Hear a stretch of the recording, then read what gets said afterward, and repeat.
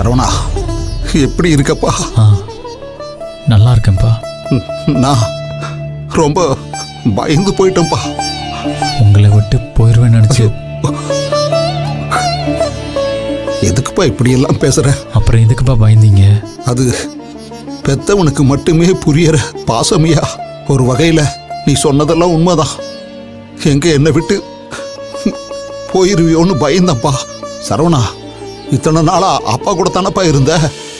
இனிமே வந்து என் கூட இருன்னு உங்க அம்மாக்காரி கூப்பிட்டுருவாளோன்னு கதறி அழுத. என் பிள்ளைய என்கிட்டயே திருப்பி கொடுத்துருன்னு உங்க அம்மா கிட்ட கெஞ்சின, கதறுன. செத்து போனவங்க சாமிக்கு சமம். சாமியா இருந்து வரங்குடுன்னு கேட்டேன். அதுக்கப்புறம் நேர கோயிலுக்கு போய் அந்த சாமி கிட்டயே உன்னை நினைச்சு வேண்டுனப்பா. ஆனா எந்த டாக்டருமே நம்பிக்கையா ஒத்த வார்த்தை கூட சொல்லலப்பா. நான் கும்பிட்ட சாமியும் சாமி மாதிரி இருக்கிற உங்க அம்மாவும் கை விட்டுட்டாங்களோன்னு நினைச்சு தவிச்சு போயிட்டேன்ப்பா. ஆனாலும் நீ உயிர் பொழைச்சு வந்த. எப்படி தெரியுமா? தெரியலப்பா. மகேஷ், நான் உள்ள போனை வச்சுட்டு வந்துட்டேன், எடுத்துட்டு வந்துடுறேன். உன்னைய காப்பாத்துனது யாருன்னு தெரியுமா ஐயா? யாருப்பா? டாக்டர் தானே? இல்லப்பா, அந்த பொண்ணோட வேண்டுதல். பொண்ணா? எந்த பொண்ணுப்பா? சாமி அனுப்பி வச்சுதே அந்த பொண்ணுயா. எந்த பொண்ணை உனக்காக நான் பார்த்தனோ, எந்த பொண்ணுக்காக நாம சண்டை போட்டோமோ, எந்த பொண்ணு இனிமே நம்ம வீட்டுக்கு மருமகளா வர வாய்ப்பே இல்லைன்னு நினைச்சோமோ, அந்த பொண்ணுதாய்யா உனக்காக வேண்டிக்கிச்சு. என்னப்பா சொல்றீங்க? ஆமாய்யா, வேண்டுதல்னா சாதாரண வேண்டுதல் இல்ல. நீ குணமாகணும்னு தீ மிதிச்சு வேண்டிக்கிச்சு. ஆமா சரவணா, உனக்காக அந்த பொண்ணு கோயில்ல தீ மிதிச்சு வேண்டிக்கிச்சு. நீ குணமாகி வரணும்னு அந்த பொண்ணு அவ்வளோ பெரிய ரிஸ்க் எடுத்திருக்குப்பா. தன்னோட உசுரையே பணையம் வச்சு உனக்காக வேண்டிக்கிச்சுப்பா. என்னப்பா சொல்றீங்க? எனக்காக அந்த பொண்ணு தீ மிதிச்சாளா? ஆமாப்பா, நான் சொல்றத நீ நம்பலையா?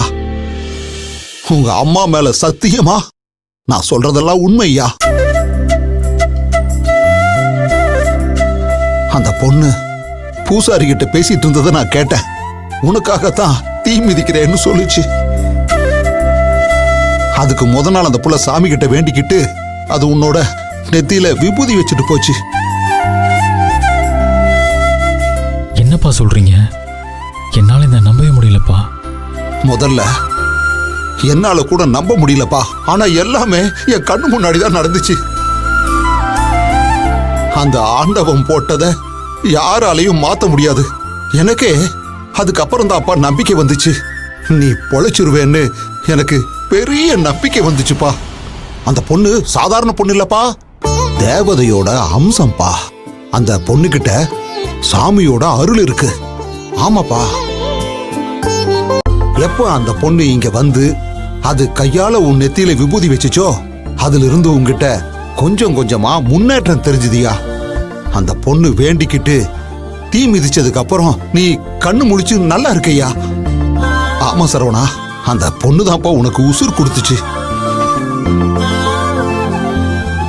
முத தடவை உன் அம்மா பாக்கியம் உனக்கு உசுர் கொடுத்திருந்தா. அப்புறம் மேல போற உசுரை தடுத்து நிறுத்தி 2வது தடவையா அந்த பொண்ணுதான் உனக்கு உசுர் கொடுத்துருக்கா. இதுக்கப்புறம் உன்னை நான் அந்த பொண்ணை கல்யாணம் பண்ணிக்க சொல்லி கட்டாயப்படுத்த மாட்டேன். பொண்ணு கொடுங்கன்னு அவங்க அப்பா கிட்ட போய் நான் நிக்க மாட்டேன். இருந்தாலும் எனக்கு நம்பிக்கை வந்துருச்சு. இது ஆண்டவன் போட்ட முடிச்சு, யாரு நினைச்சாலும் மாத்த முடியாது. நான் நம்பிக்கையா ரொம்ப தைரியமா இருக்கேன்.